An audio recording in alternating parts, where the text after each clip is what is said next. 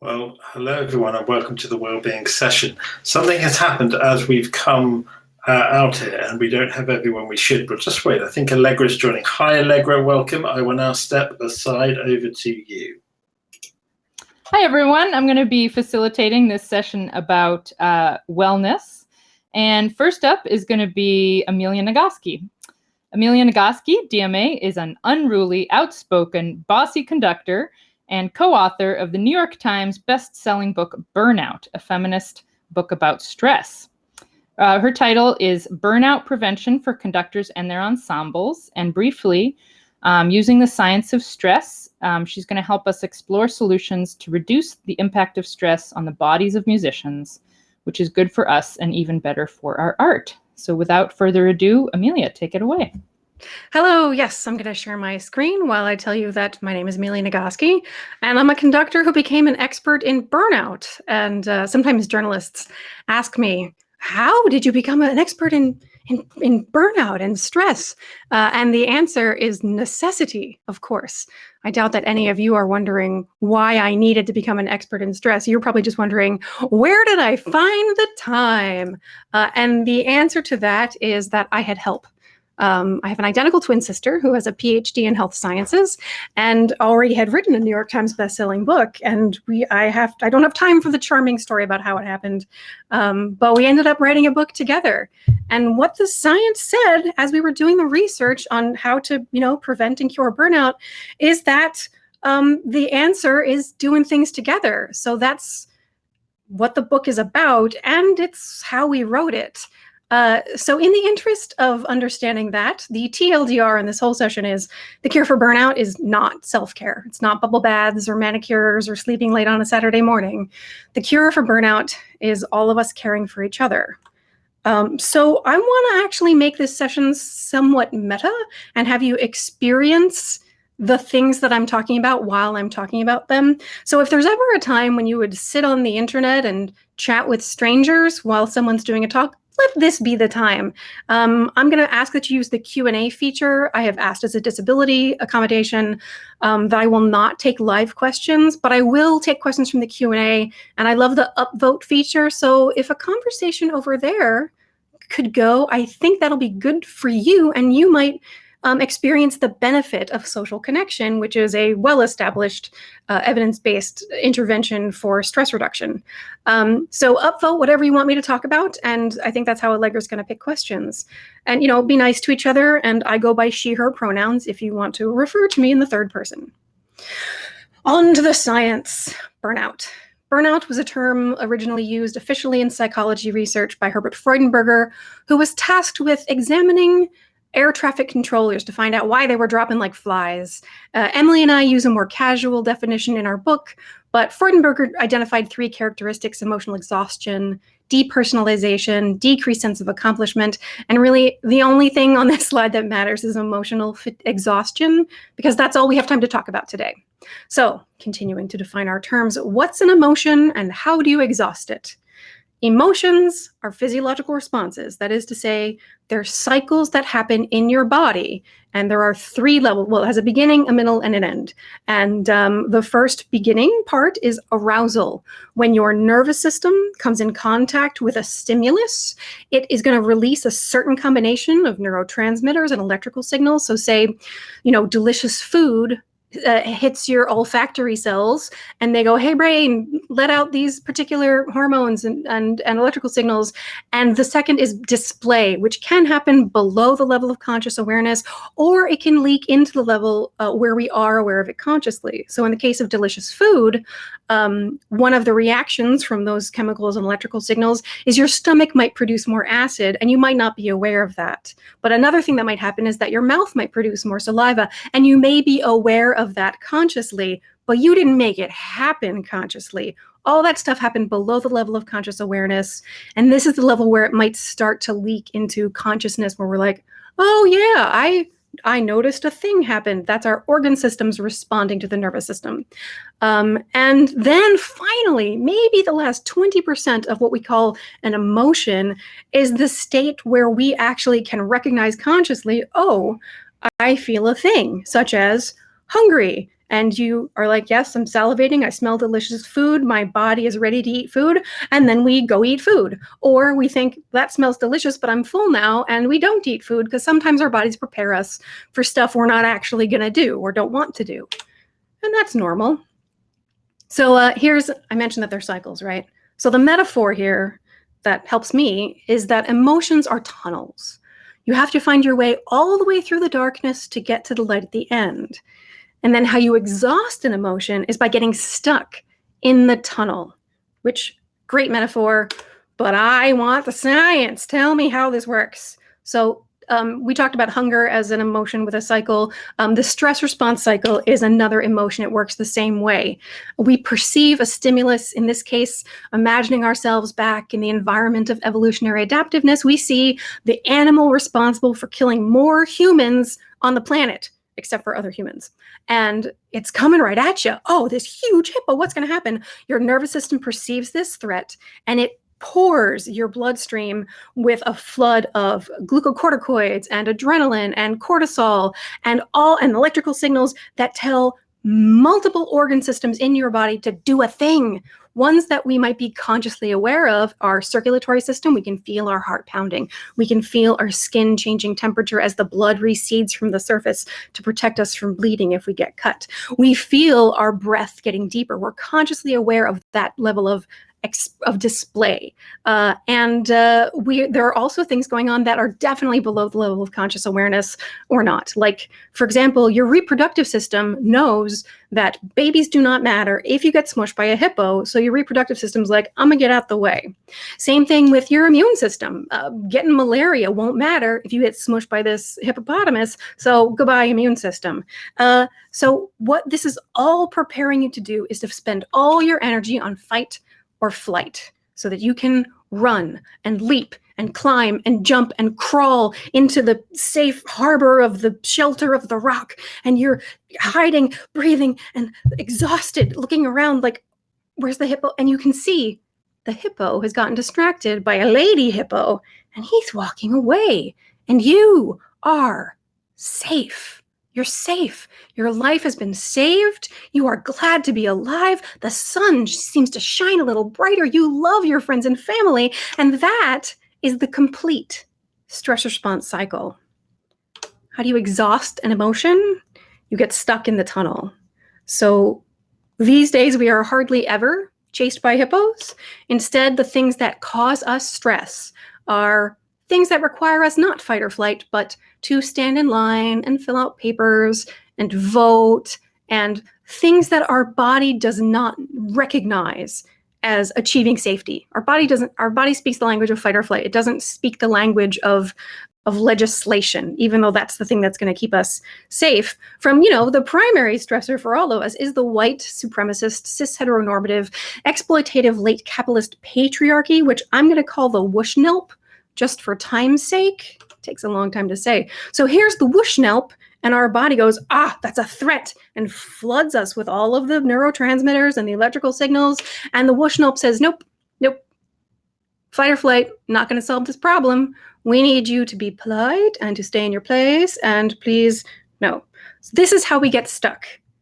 It's bad because what's happened is your heart rate is now pounding, and now these kinds of stressors are happening all day, every day. And this system was designed for occasional use. Your circulatory system is designed to handle a gently flowing stream. And if it is getting stressed all the time, then that gently flowing stream is more like a fire hose more and more often. And those physical structures in your body were not intended to be used that way. And arteries start to harden and plaques develop. And this is how people die from stress. So stress is not like some idea of a thing. Stress is a cycle that happens in your body that has permanent, long-term consequences unless we do a thing to fix it. What is the thing we can do to fix it? We separate dealing with the stress itself from dealing with the thing that caused our stress. This is great news because it means that we can start dealing with the stress even while the thing that's causing our stress still exists, like the whoosh-nelp. I don't think any of us are going to outlive the whoosh-nelp. So we can deal with the stress in our bodies that's caused by all the things that cause us stress, even while those things still exist. But it also means that even after a stressor has gone away, so say the pandemic ends and you're like, everything should be fine now, and you walk away and you're like, why do I still feel bad? Well, you still need to deal with the stress that happened in your body, which is great because it also means that, like, your 8th grade bully, that stress might still be in your body. You can still deal with all that as long as you're dealing it in a separate process from dealing with the thing that caused your stress. Here's a list. It's so many things that can complete the stress response cycle, separate from dealing with whatever caused your stress: physical activity, deep breathing, social connection, imagination, creative self-expression, mindfulness, crying, and laughter. These are the things from the even longer list that I selected because these are things we do in a music rehearsal. You remember that feeling when you got to the end, like when you were a kid, and the first time you got to the end of like running an entire piece of music, and it just felt like you were kind of glowing, like the sun shines brighter, and you love your friends and family, and you're glad to be alive. Remember that feeling? Music does that. And so actually, as I said in the beginning, I want to make sure that we're having experiences of the things that I'm talking about while I'm talking about them. So hopefully some of you are chatting away and experiencing social connection right now.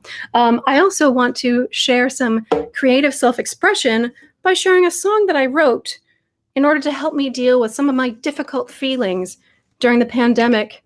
It is called the So Annoyed song. Is it plugged in? Did I turn it on? Why won't it fucking work? Are the cables old? Is the connection loose? Why won't it fucking work? I'm so annoyed, so annoyed. Why won't it fucking work? Is my sound source selected? Is my webcam on?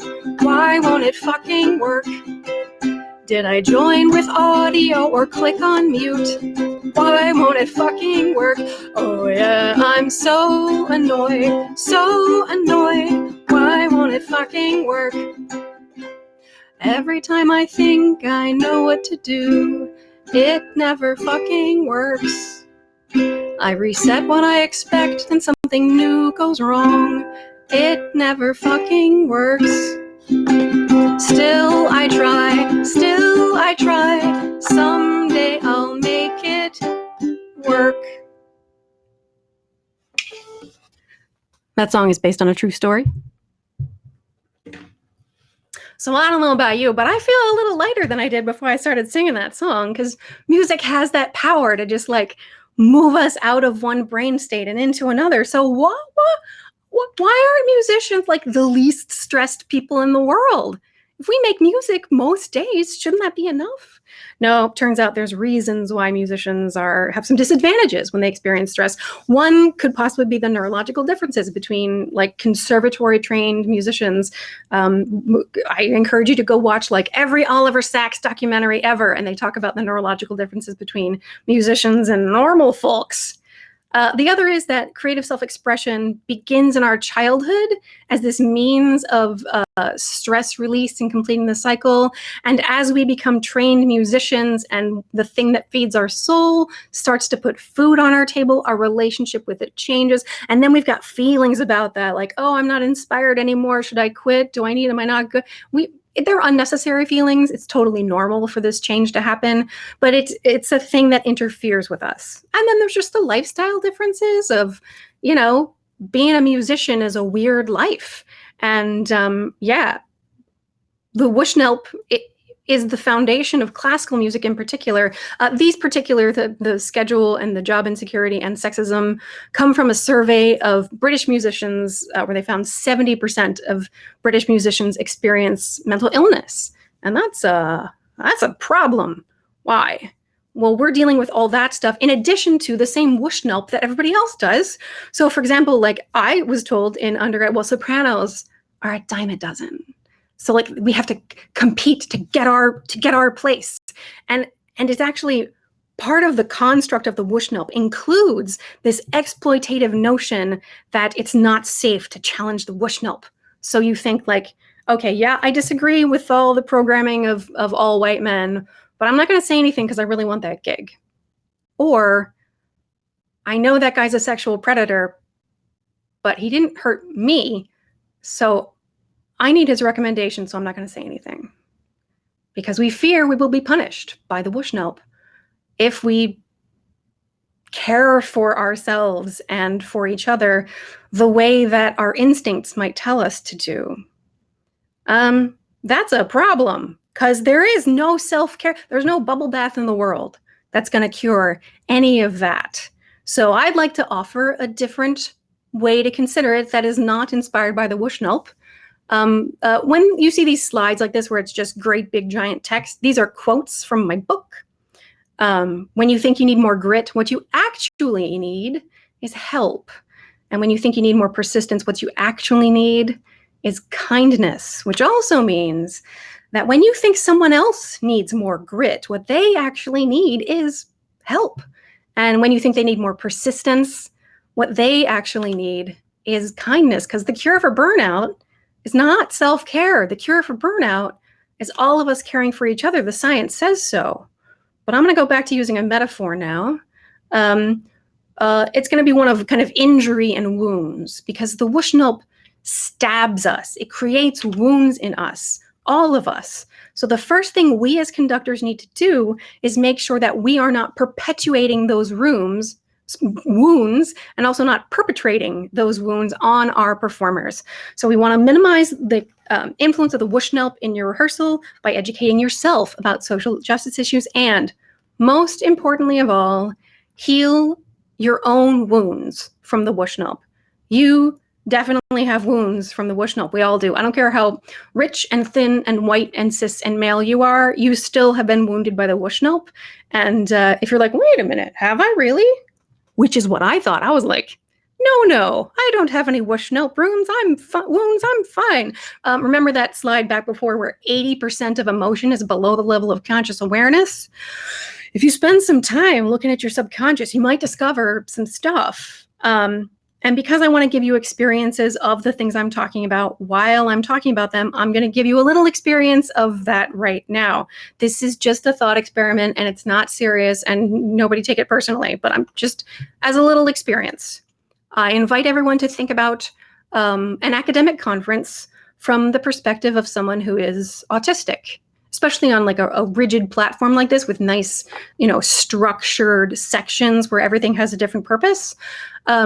I spend a lot of time crying on hotel room floors at conferences because I find it completely overwhelming. And there are all these rules, like social rules that everyone seems to know, and I just don't. And it tears me apart. And I would really have loved to have some explicit instructions about what are all these different social things for? What's the purpose and the difference between how to behave and act? And it would have been so easy for a non-autistic person just to like write up a list of here's what they are and here's what we do. And instead, I don't get to enjoy the conference at the same level that neurotypical people do. That's all just a thought experiment. I'm not actually complaining. It's fine.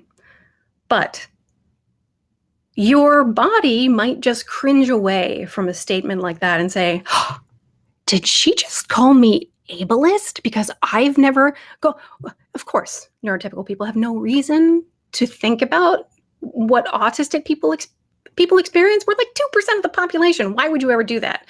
But a part of you might be saying, oh, how dare she suggest I'm ableist? That is your pain telling you, that's enough pain. I don't have time for your pain too. I can't be responsible for everybody else's pain. We have enough pain.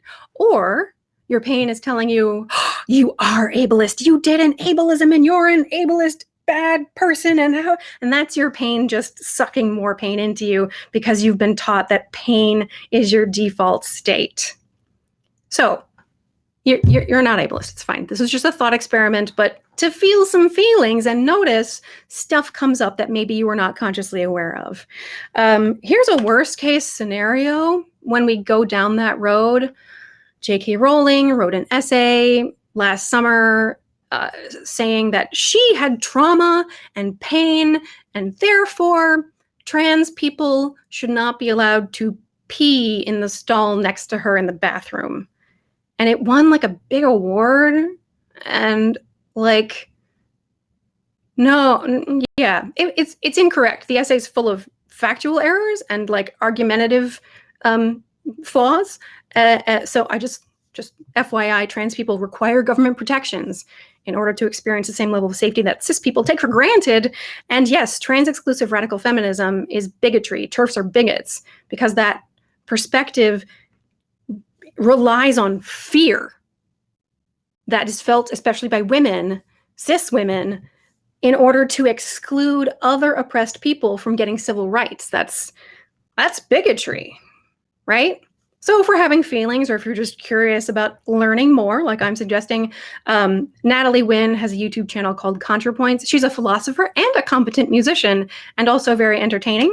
And also my sister absolutely insisted that I put this in because, you know, her first book was about the science of women's sexuality. She taught Intro to Sexuality at Indiana University and Smith College. And she was just like, if J.K. Rowling took one class, not even like take the whole course, just attend one lecture, she would have written a better essay that was better informed and probably wouldn't be a TERF anymore. Okay, where was I? We were not stabbing our choirs. Great, because we're educating ourselves and we're healing our pain. Some more topics you want to get into is trauma-informed practice, inclusive language. Very few other jobs, I think, are people required to talk about bodies so much. We talk about sitting and standing and breathing and posture and embouchure and like we talk about their bodies all the time, and it's important that we learn to do that safely. And of course, program music by people like them, so that you're not stabbing them with, you know, the whoosh nelp just by the nature of the content of what you do in that room. And then now that we have made our rehearsal space a safe place to remove the knife, and we can start to heal the wounds. And that begins with remembering that stress is a cycle that happens in our body. The wounds that I'm referring to as kind of metaphorical are also literally physical wounds. Remember, heart disease kills, you know, immune system failure ruins people's lives. And that comes from chronic stress. So one of the things you can do, and while you're educating yourself about social justice issues, you can also learn how to stand and model balance and ease so that your tension does not get empathically picked up by your ensemble. And also you can't crawl inside them and like do the physical changes they need for them, but you can make time for it and allow them to do it. And even if you're comfortable, teach them explicitly how to do that. Take time in rehearsal to do it. As a matter of fact, since I want you to have experiences of doing the thing that I'm talking about while I'm talking about it, how about we check in with your body? How you sitting? Do you want to change position? You got any like neck stiffness? Do you need to take a deep breath, or, you know, make a noise right now, or stretch? Yeah? Does your body feel better? Do you have any feelings about the fact that I just pointed out that you're in a body and that I definitely care enough to give you this moment out of my 20 minutes to spend a minute checking in with your body? And then step 3, the potential that music has, because it is so many different things that humans are built to do, because it's social and emotional and verbal, and it requires physicality. It taps into some really ancient evolutionary heritage that makes music making a birthright of all humans. And when we do this together, specifically moving in time together toward a shared purpose, connecting with each other and having that experience of the sun shines a little brighter. Remember that feeling when you were a kid? You have the opportunity to give your performers that feeling. And I don't care if they're a church choir made of mostly 70-year-old, actually especially if they're a church choir made of 70-year-old singers, or if they're a professional orchestra, they want that feeling. They have had that feeling, and you can give it to them. And it might be the most powerful thing on earth to heal a human and give them more strength when they leave your rehearsal than they had when they came in. And you can too. And then you all leave rehearsal and go out into the world stronger than you were before, with more energy to give more people than ever before. And now you spread that to other people. And this is how we change the world, folks. Conductors, we're going to save the world. In the past 20 minutes, we have gone through so many things. I'm just going to click the whole list. Here's the whole list. Social connection. You may notice that I wasn't pretending to be perfect, but I trusted you with my vulnerability. We did creative self-expression, imagination, which I hope led to laughter. I know it had the F word in it, and if you were offended, I do apologize, but most people laugh, so sorry. And then we talked about straight up issues, about people whose challenges aren't mainstream, like autistic people and trans people. And then we practiced noticing our underlying assumptions and how it makes us feel to have those assumptions, recognizing the role of the Wushnelp in creating those assumptions inside of us, and then turning toward the pain that we experience with kindness and compassion, not saying, I'm a bad person for feeling this way, or you're a bad person for telling me I feel this way, but like being for a minute, oh, I feel this way. It makes total, I understand why, I get it. I don't deserve that pain, and we're gonna work it out. And then we checked in with our bodies, and we recognized our capacity for change, and we saw hope for positive change. Look, we did the thing while I was doing it. That was so meta. I'm very proud. The only thing missing is a chance to do a thing together, to like make some music or just make any kind of noise. So if there's anybody over in the Q&A right now having any kind of dialogue, if you want to do a thing together, I'm going to suggest this. Go to the little square underneath my box in the video screen, and you'll see like a little smiley face hidden in the camouflage of the background.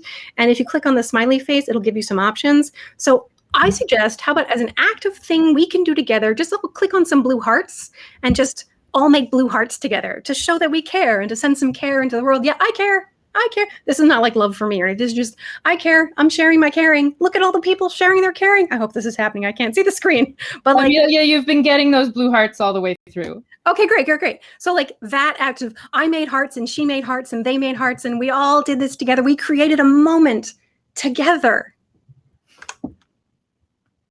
How do you feel now? Cure for burnout's not self-care. It's all of us caring for each other all the time. Conductors have the capacity to do that. So here's my resources list that you can screenshot. And while you take the screenshot, I will remind you that if you're like, whoa, Amelia, that was a lot, I'm going to need to see the receipts. They are in the bibliography of Burnout. I will also remind you that this is not your only chance to take these screenshots or find these references, because it will be a YouTube video, and I will send these links to the YouTube folks so that you can just click on them and go look up this stuff for yourself. And that's the end of what I have to say. Let's go out and change the world. Woo! No, but seriously, we have the power to do some good.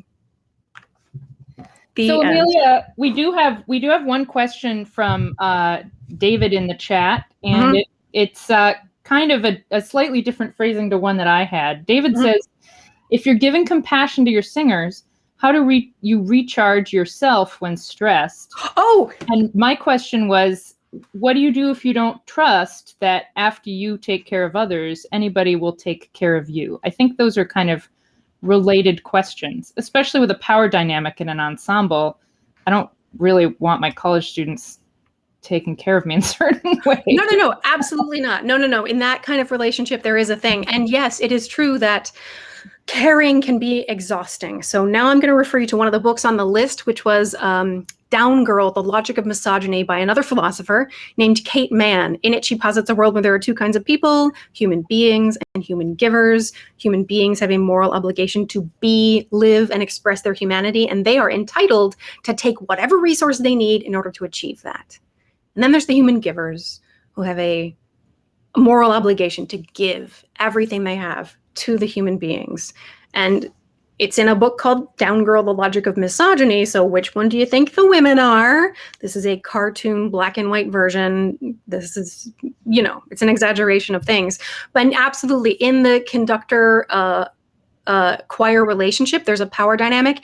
I have, from my personal experience, conductors are more often the human beings who feel entitled to their singers' time and lives and bodies, and they're mad when singers have to go pee. And if a singer takes a break, it's, why aren't you singing? And that's shitty. That's you failing in your moral obligation to be a person who cares for others. Because, I mean, if everyone's a human being and entitled to everybody else's resources, we end up with We end up with Wushnelp. We end up with people competing for resources as though love is limited, as though music is limited, as though it's yeah. If we have a world full of givers, nobody falls through the cracks. Nobody burns out because everybody's caring for each other. Yes, in situations like teaching or work, there's hierarchy to consider.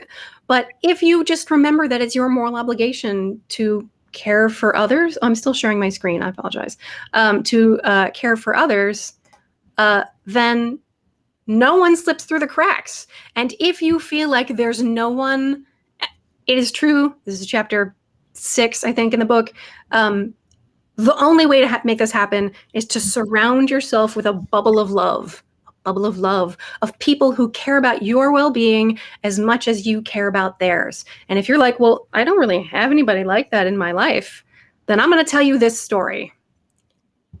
Emily and I grew up in a house where talking about feelings was not okay.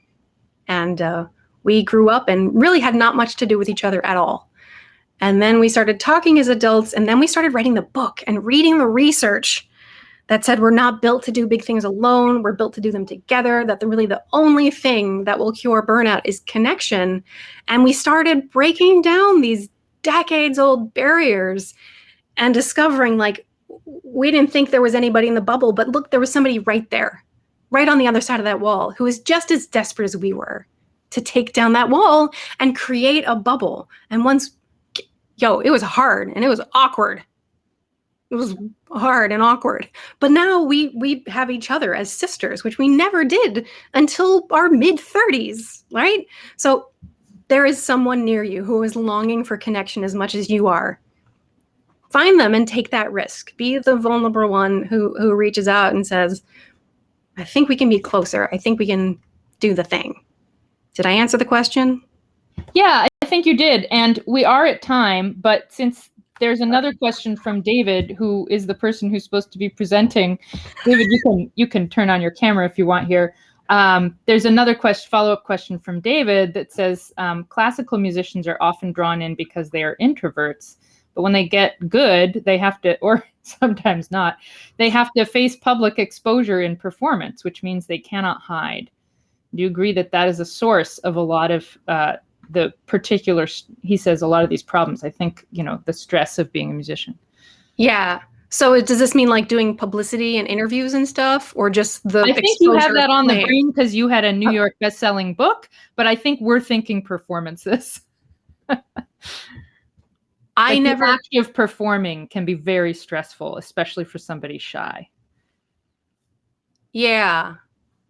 I that's hard for me to answer because, again, my experience is atypical. I mean, just like clinically atypical. I really enjoy the vulnerability of stripping off my social mask and turning on my because then the mask I wear, autistic people mask, so does everybody. Because then the mask I'm wearing is the mask of this music, and I feel like the music protects me and is a, I wish I had an answer to that.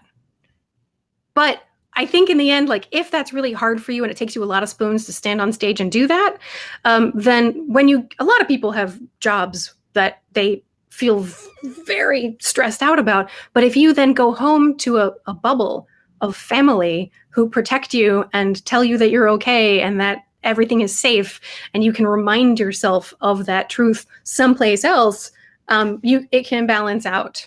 And if you're okay, we say, one more thing. We say in the book that I cut this slide, that wellness is not a state of being. Wellness is not a state of mind.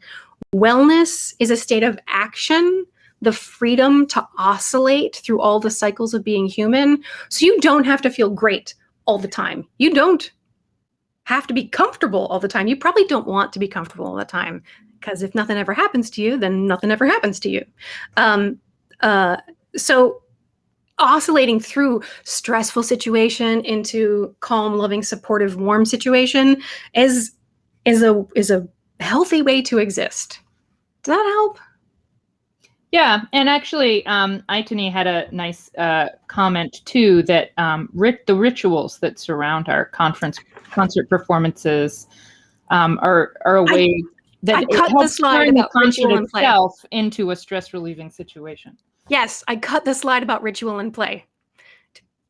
Yes, ritual is imperative, not even in concerts, but how rehearsals go. You arrive, you tune, you chat, yes, ritual, yes. Highly evidence-based. Thank you so much, Amelia. And now we are going to turn to David's presentation. Hang on while I call up my little info about David here.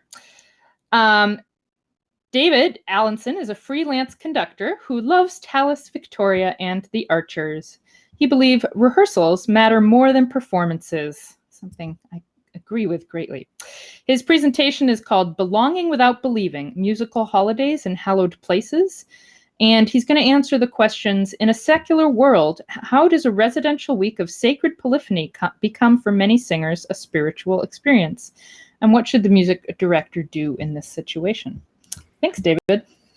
Thank you so much, Allegra, and it's a real pleasure to follow Amelia's really fascinating paper. Thank you.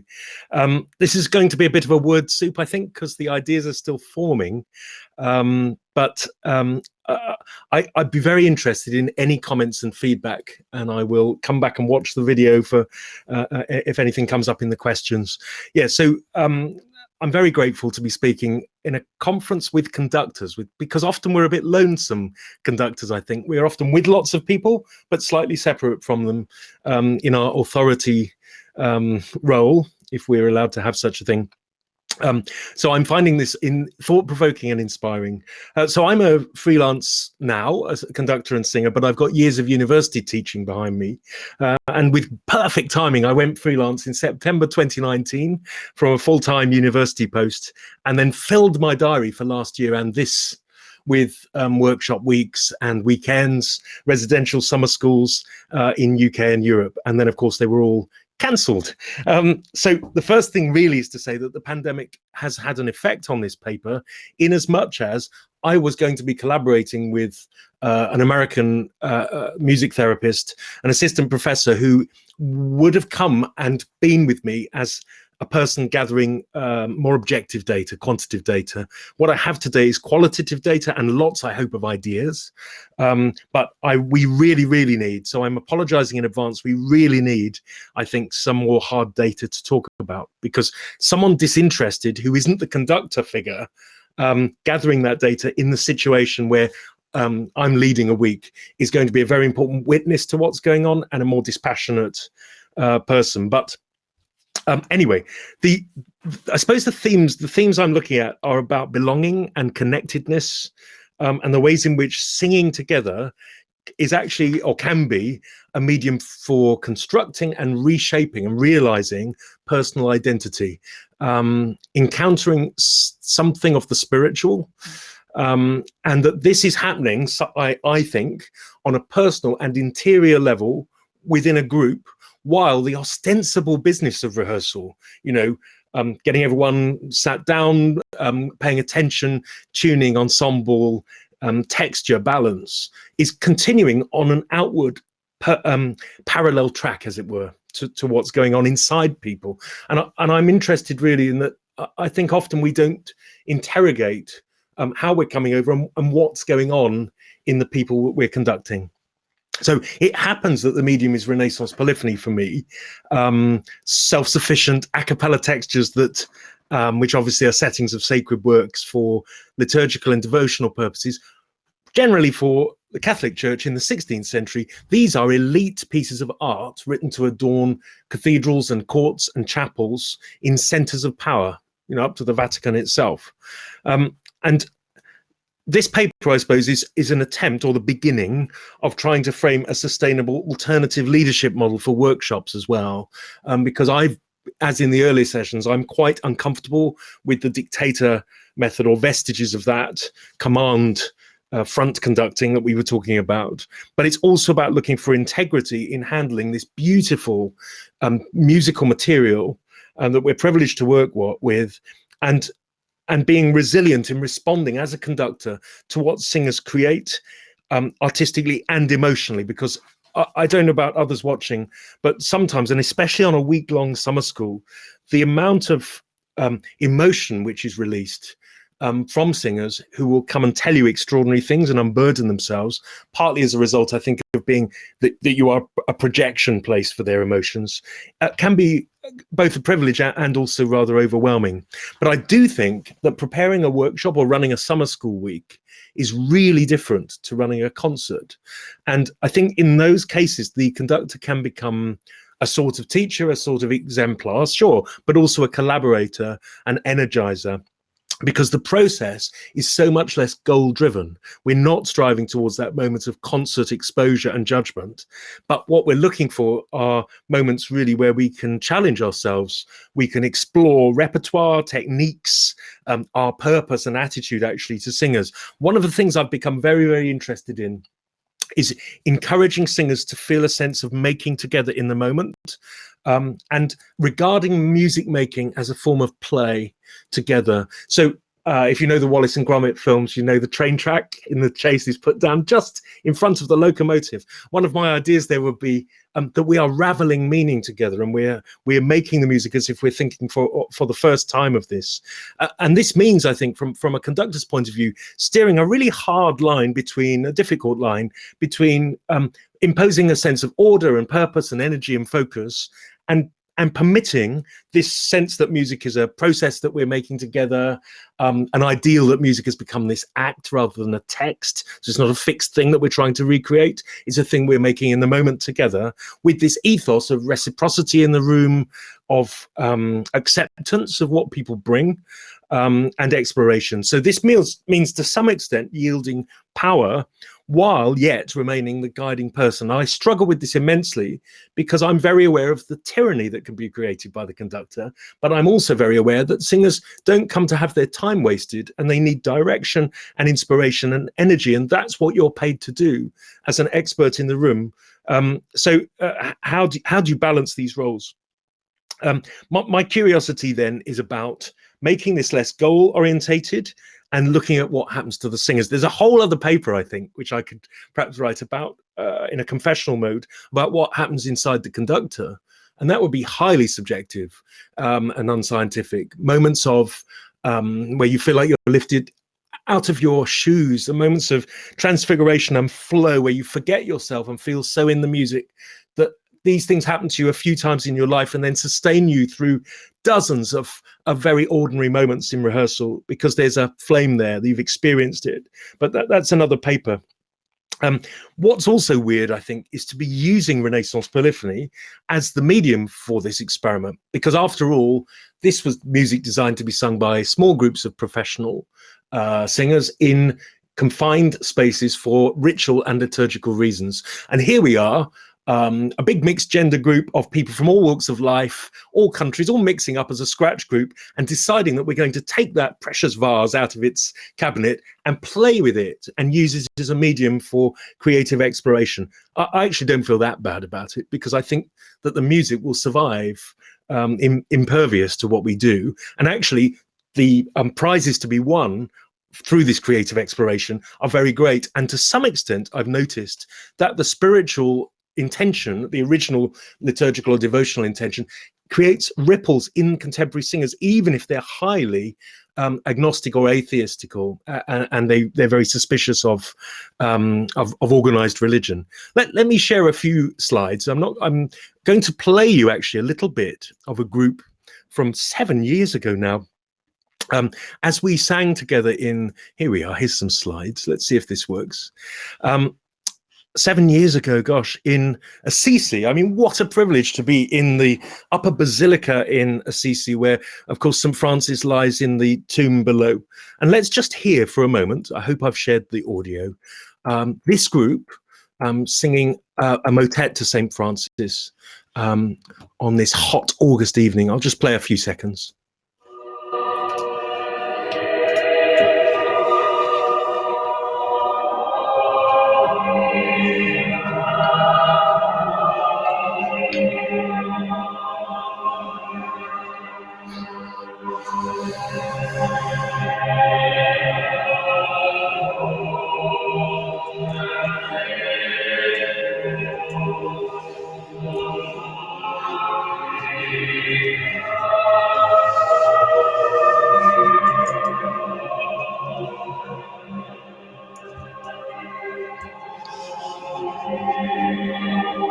Okay, I'll brutally break in. I'm sorry.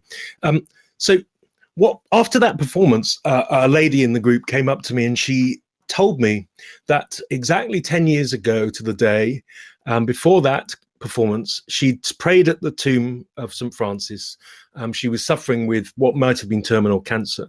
And she felt great heat pass through her body. When she returned to the UK, she was found to be completely free of the cancer. And she told me that she had just experienced the same warmth coursing through her body as she sang that motet in the basilica close to St. Francis's tomb.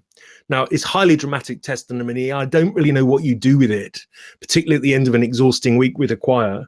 But when singers come and tell you what's gone on for them and how they feel about the music and the experience, it can be very moving. And I'm taking it increasingly to be a sign of a seeking in a lot of singers for some kind of spiritual experience, and often that this comes out through the body, and so it's a form of embodied spiritual experience. There's a sense of encountering and knowing through the medium of this immersion in the music, and of course in the architecture, the spaces, the food. I'm sure the exhaustion, the heat, the strange food, and we all eat together as well through the week.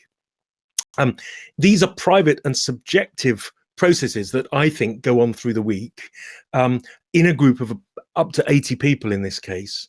And the polyphony has all that physicality and the intellectual effort as well that's attached to being inside an ensemble and breathing and watching and listening and coordinating yourself, and being part of the greater whole. And I think that sense of dissolving the individual into this great swirl of expression is what often paradoxically allows people's innermost yearnings to come through. I'll just give you a summary of what the activity. So there's the basilica. It's an extraordinary place with Giotto's frescoes all around. So these are residential singing weeks which are marketed entirely commercially. So I, as a conductor, decide that the music will match the place, and I program the music to have a connection with the building, with the practices in the cathedral. This organization run by singers, they are commercial and they run with other conductors who don't do that. They'll take Thomas Tallis to Rome and Victoria to Lincoln, that's fine. That's not what I want to do as a musicologist. But it's interesting to look at the motivations. So some come for social reasons, they're on holiday. Some come to challenge themselves and exercise their hobby. I think a lot like this process of immersion in culture, so food, language, weather, landscape, and that moves them. That's suggestive and romantic. Others may come because they like the music or even the particular conductor. A lot of singers describe the experience as therapeutic, and they like the fact that for 1 week in a busy world which is full of stress and distractions, notifications and multiple demands, this is a week in which you are practically locked away just to sing. And we rehearse every morning and evening for 6 days. And as I say, what I've found is that people sometimes have these intense emotional and spiritual experiences, which can be like momentary epiphanies. Sometimes this is an aesthetic overwhelm, I think, not religious.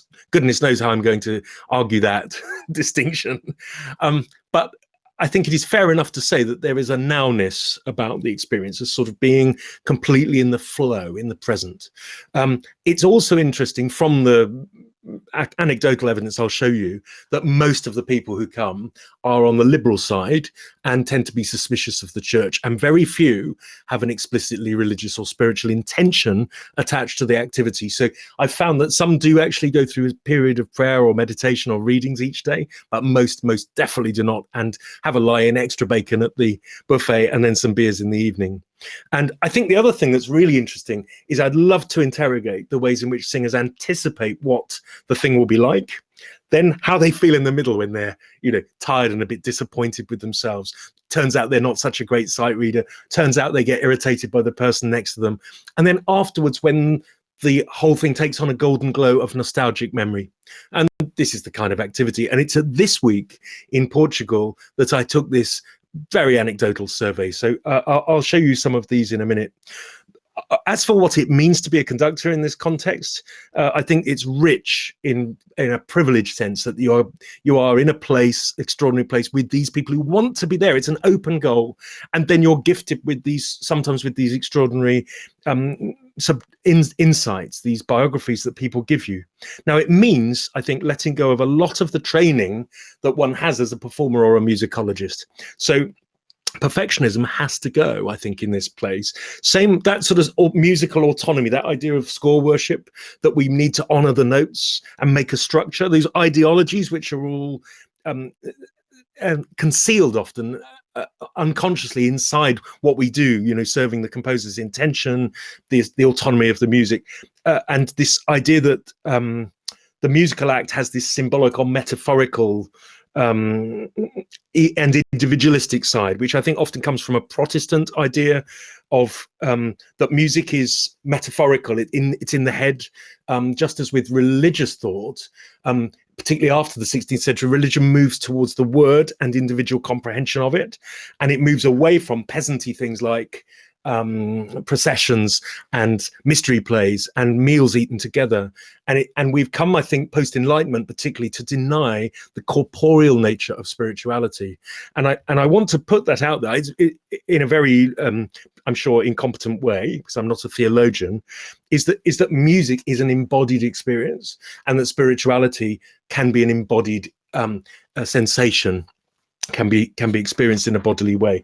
And I think if we, as with the music, if we leave it in the intellect, we deny a whole tranche of this possibility of being in a group and experiencing this bodily sensation of people being entrained together, of the breath, of the stance, of them, and the things you suppress as well, of the movement, but also the things you do, the way that the heartbeats gradually come together, the breath is coordinated, and that as you resonate as one single body in the polyphony, actually you become entrained into something which is bigger than yourself. So it's about, for me, it's about the time and the place and these people making that right now to almost stop or create a sense of inner time, so that the whole week even could be said romantically to float out of the normal pattern of our lives. And this is being shared with others at the same time, which makes it what I think psychologists would call an intersubjective experience. And I love the fact that polyphony in any case is a sort of metaphor for community, with the equality of contribution of the voices, and that courage and selflessness which is required to create the Jenga tower of texture. And I think that's very beautiful. So the music, as I say, isn't designed for this use. It's pre-Reformation Catholic polyphony, and it really does come from a time of doctrine and liturgy and behavior, which I think, and power structures, which I think many of the people in the group, including me, would really struggle with. And also, as a musicologist who's constantly telling people about original conceptions and pronunciation and context for the music, it's quite strange that this also, I collude in allowing this to become a sort of vehicle of fellowship and spirituality. There's a mismatch perhaps between the material and the intention, but I think that's okay. I think the music survives. So we could call them post-ideological, a lot of these participants. And I'm aware of the time, so I'll move forward a little bit. The conductor then, as I say, needs to work out how to be goal-setting but not suppressing what people bring into the room. And I particularly have come to think that error is, I mean, obviously it's not welcomed, but it needs to be accepted and then worked. We need to aspire to better, but we're not judging harshly, because that links us back to the ideology that the notation is the music, and that even historically informed performances are beset with this this prioritization of the autonomy of the work. So a workshop ethos then, it aims actually to set aside shame in the singers and ego in the conductor. The shame of error and deficiency that people bring with them is the shame of wrongness, or the anticipated shame of judgment, is one of the most powerful things, I think, which suppresses singers' creativity in the room. And one of the things I've been trying to work out as a conductor is how to release singers from this. It's all rooted, as Daniel Leach Wilkinson was saying yesterday, in the way we're trained into classical music, in our education and training. So conductor also needs to be able to make mistakes and be vulnerable while nevertheless being a leader. And it's managing this encounter, I suppose, in the spirit of kindness, but also, you know, energy and brisk efficiency when things need to get done.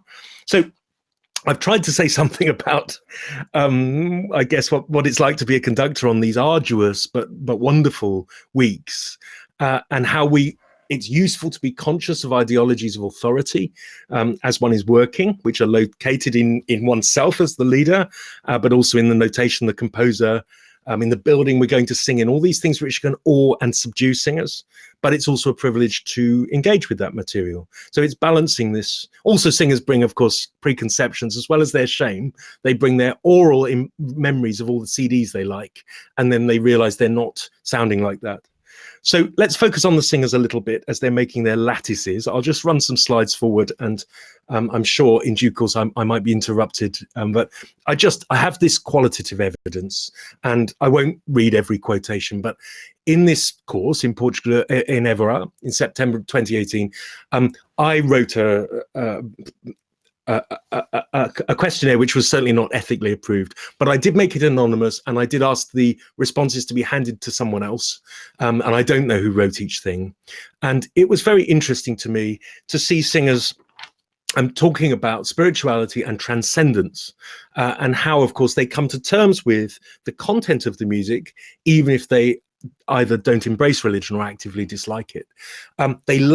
Many of them anyway, loved context and understanding. We have to remember these people are self-selecting in the sense that they've come to this course. And also the group of people who've come to this course are also selected by their availability and wealth and keenness to do it. It's a very narrow demographic for this particular part of my work. But people talk about feeling a spiritual response when they're singing polyphony. And you can see at the bottom the openness to the truth of the expression of the faith. So empathy looming large actually in people's response, thinking of other humans who have walked this path before, and connecting with them, connecting with a sort of transhistorical sense of humanity. For people who said, I'm not religious or I'm skeptical, they talked about having a suspension of disbelief, giving the performance integrity and therefore engaging with that element. Lovely in the bottom corner there, the music is inspiring itself. The belief in organized religion is not the important thing, but the music opens the soul to something greater. Other people saying they treat it as a concert. And then I had this question about their inner experience. And I was very moved by some of this first quotation in blue. I described the piece of music as the sound of my heart melting. I'm unable to determine what is technically happening within the music, but, you know, and then below that, bringing out the beauty and meaning is emotional and transportative. At the bottom, I found a special intensity, a special personal inner quiet. And this is very beautiful on the right. When a spiritual connection occurs, particularly towards the end of a course, the power of the music affects me, and almost everyone, such as we all sing better. I feel I'm floating and almost with the angels, a sort of out-of-body experience. Polyphony does this more for me than any other kind of sacred music. I'm sure that's because of the self-sufficiency of polyphony, which gives individual singers autonomy within a web, so they feel always that they're contributing something important and meaningful into the web of sound. And there is no extrinsic element of accompaniment or instrumentation holding the thing together, and yet without the other people the music falls apart. So there's this beautiful sense of interreliance, and yes, I mean, you can see people talk about words, music and location synergizing, feeling emotional transcendence, and I promise I didn't suggest these phrases to people. Bottom right, I just loved, you know, my moment this week was singing the cantus firmus, which is what we call the Gumby part, the plain chant of the Cardozo Missa Pro Defunctis. The other parts twisted and sparkled around us with color and light. It was such a beautiful Zen experience. And again, that sense of privilege of bringing people to that experience is one of the most self-actualizing things that a conductor could possibly experience. However exhausted you are at the end, what a thing to share with other people. The feeling was of oneness with everyone performing. In the best moment, I think we all left the ground. So here are my provisional questions. I've already mentioned the group of people is very narrow, really. Could the responses be generated by the sheer exoticism, the pleasure really of something foreign, the tang of spice of being somewhere away from home? I do think a cappella polyphony is an unusual medium for this idea of mutual community. It gives you agency and it gives you independence. It's collaborative and immersive.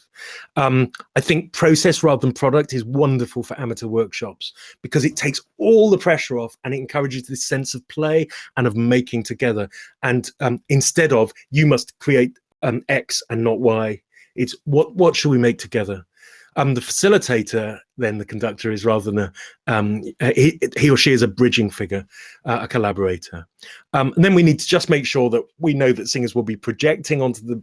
I've done it. I've had conductors I've loved singing for, and you do pour emotion at them because they're allowing you to do a thing you love, and you have to watch that. Then I've talked about the mismatch, the misuse of the material, possibly. The mismatch also with the religious or devotional intention of the music and what we're doing with it. And then this idea actually that having ecstatic moments of flow is a very romantic or even 21st century idea of what music is. And it essentially would be unrecognizable to anyone involved in the original creation. So how might we investigate this? Well, I'm hoping that my collaborator, when he can get across the pond, will teach me how to make much more quantitative data, and there are ways of asking questions which interrogate this. But spirituality is a difficult and slightly under, as far as I can see in this particular way, under-researched.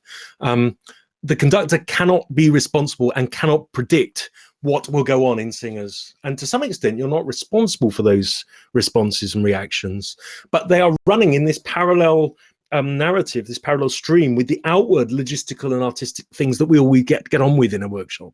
So I wonder if conductors thought about this more, how this resonating body in front of them is actually feeling about being in this music and doing this activity, whether it would actually change the group activity or whether the singer just needs you to get on with being the conductor they need.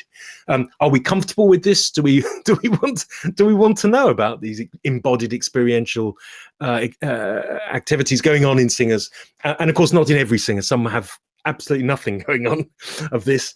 How does it contradict the ways in which musicologists and conductors traditionally think about music as a symbol, structure, and aesthetic product? So talked about music as a sort of text versus music as an act, to take that to Ruskin distinction. And then finally, I suppose the biases of theology and musicology militate against considering music making as a form of embodied spirituality. So when we're all entrained together, these things can happen because of this emphasis on the word and intellectual response, and this suspicion really of emotion and collective ritual, and the way that this can run away out of control. So we tend to tighten up on these things. All right, there'll be a few references which you can grab from the video when we get there, but I hope I've more or less kept the time, and I'm hoping that this has been moderately stimulating for one or two people. Thank you so much for listening to me and my word soup today. Thank you so much, David. That was really fascinating. We do have, we can have people put questions in the Q&A, and I'll read those. And we do have one raised hand from Afraz.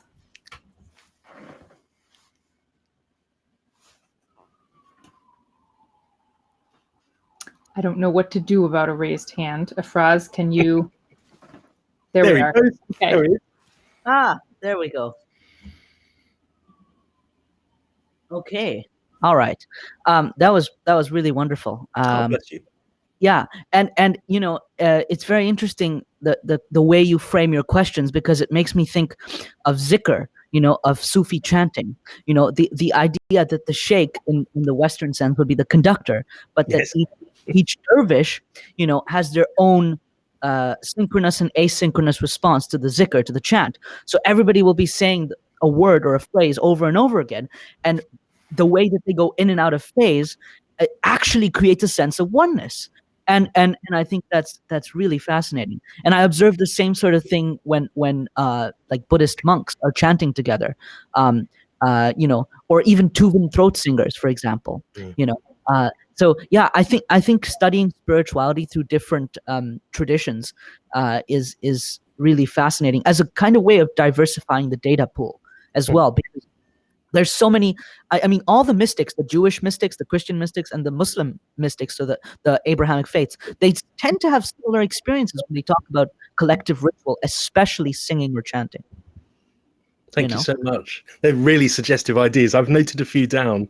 And of course, in the 15th century, particularly, until choirs got rather larger, professional choirs, and now we work with very big choirs often, if the singers were working one to a part, then we can tolerate more of this in the momentness, this quality of response, more like a jazz musician. Whereas now what we have is a metrical regularity because we need to coordinate large numbers of people. The other thing that came to mind was that in pre-Reformation theology, certainly, the way of praying and becoming close to a saint or the deity, say the Virgin Mary or whoever you're praying to as your intercessor, was often to repeat the name endlessly, or to add garlands of epithets. So we might call Mary 7 or 8 different things, the star of the sea, and actually through this refocusing over and over again on the same object of devotional desire, we actually attain closeness to her. And sometimes music, which rhetorically enlarges around a plain chant and postulates over and over again on the same motivic material, that has the same effect of drawing in an almost hypnotic way that you describe. So thank you very much. Yeah, thanks, no, my pleasure. We also have a question in the Q&A I want to make sure we have time for. Daniel Leach Wilkinson says, do you think, we have 2 questions. First question is, do you think we could usefully and healthfully reduce our focus on perfection in professional performance as well? And if so, how could that become widely accepted and experienced as an improvement? So just, fix everything. David, tell us how to do it. Oh, Daniel, that's such a wonderful subject. I mean, there's a whole conference there, right? So the problem I think we have is that, firstly, we have a system of concert halls and critics, and now we have CDs in which everything's edited past the point of reality in a sort of papier-mâché way, so that we end up with unreal expectations of ourselves. I think singers often have bought, let's say, all the Tallis Scholars discs. They come to my workshop and they don't sound like that, and they're disappointed. Whereas, in fact, what matters is that they're singing and participating and making their version of that music. I also think that, let me say this. I've seen 1 or 2 concerts which have been decidedly imperfect, but among the best performances I've witnessed. And if I may say, I saw a recital by John Tomlinson in Bristol, and he's a Wagnerian journeyman. So he's done his time. His voice was past its best. He was compelling and magnetic. He forgot lines. We had cue cards for the words on the table.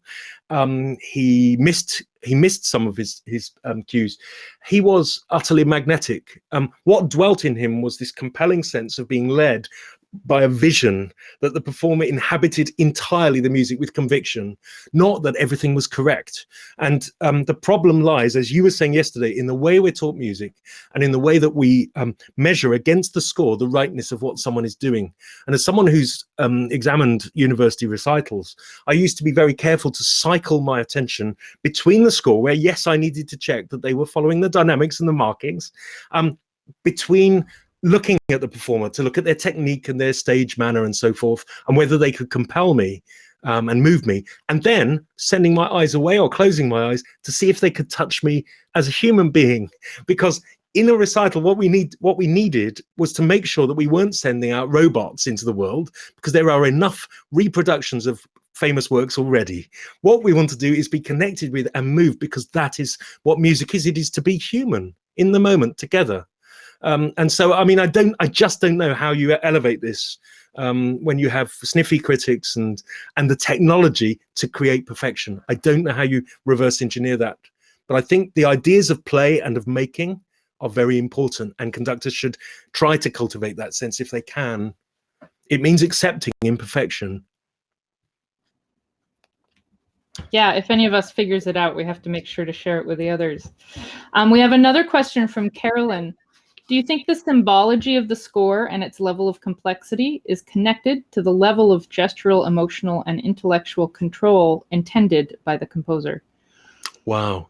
I'd almost like you to come on mic, Carolyn, because I don't want to misunderstand what you've written, but I'll try to answer. Yeah, Carolyn, if you want to raise your hand, then I think we can bring you to the stage. Yeah, it's no problem if you don't want to, of course. I'll just wait a second in case you do.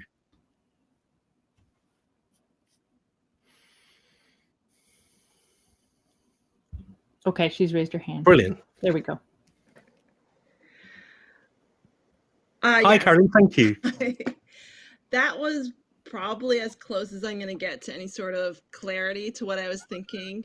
I'm not going to be any clearer by verbalizing it, but I've been thinking about the score and the level of exactness in a score and how that influences different aspects of interactions with the score. Specifically for me, I'm looking at pedagogy and thinking about how teaching a specific score influences the pedagogical interaction. In this case, I'm thinking about how the conductor is influenced by the level of complexity of the score itself, and perhaps the notation itself allows for more permeability of different experiences.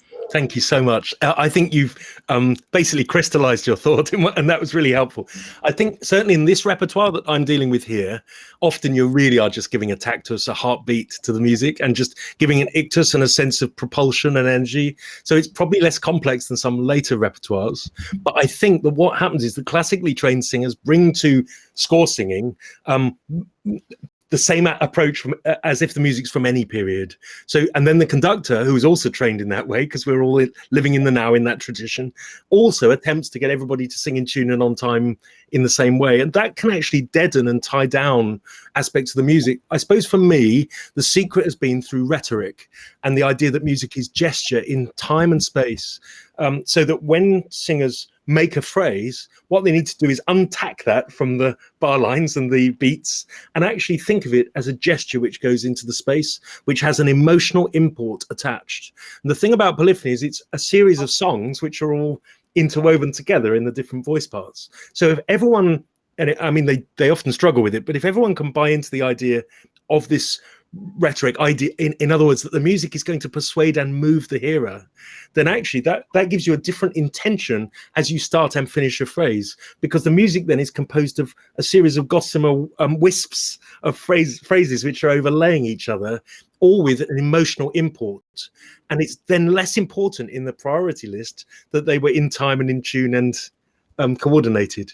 And when people do sing from facsimile, from the original notation, often you get this sense of loosening, which was being discussed in the previous session, where you sing from facsimile and actually you think of phrases not the vertical so much. I don't expect I've really answered, but it's an attempt.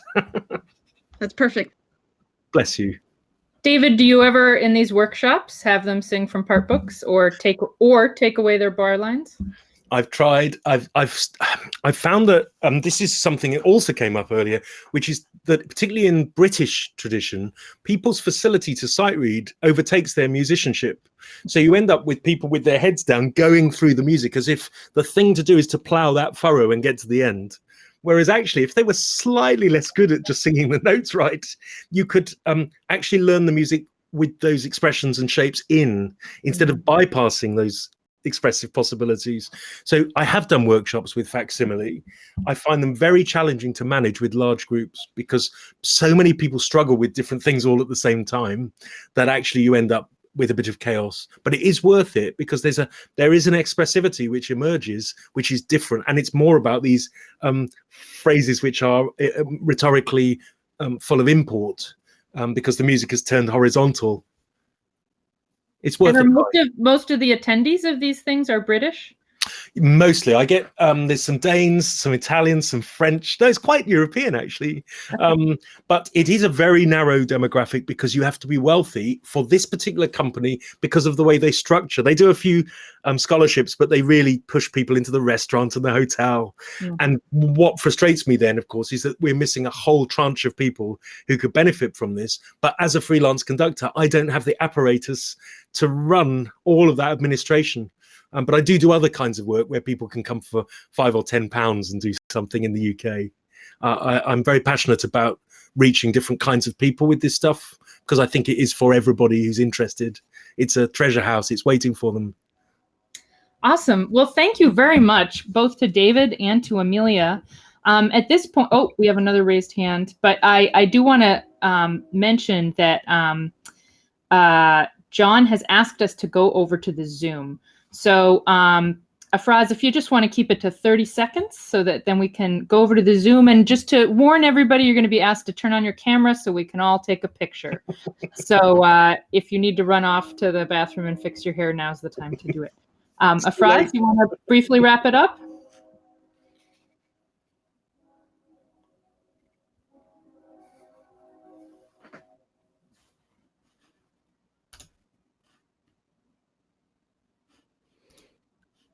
Yeah, I do actually, and I want to end with the Quan, which is that I believe 433 is the most profound expression of polyphony ever written. Wow. And now you're going to shut the session? I have literally Mic some of drop. the most moving performances. I did a performance of 4 minutes 33 at my church. It made me cry. Beautiful. Yeah. I mean, unless it was done in a totally silent room, and John Cage would probably approve of that irony. No such thing. No such Oh, thing. there are. They're Anechoic in technical language. universities. Yeah. They do exist. Your blood makes sound in your brain. Yes, it does. So at this Yes. point, I'm going to encourage, thank you No ambient sound. both of our wellness speakers. And if everybody can click on the Zoom link, yeah, I will see you all over in the Zoom, where we will probably be intruding on the very end of the final session. Thank you, Amelia. Thank you, Allegra. Thank you, David. Thank you. Thank you to both of you.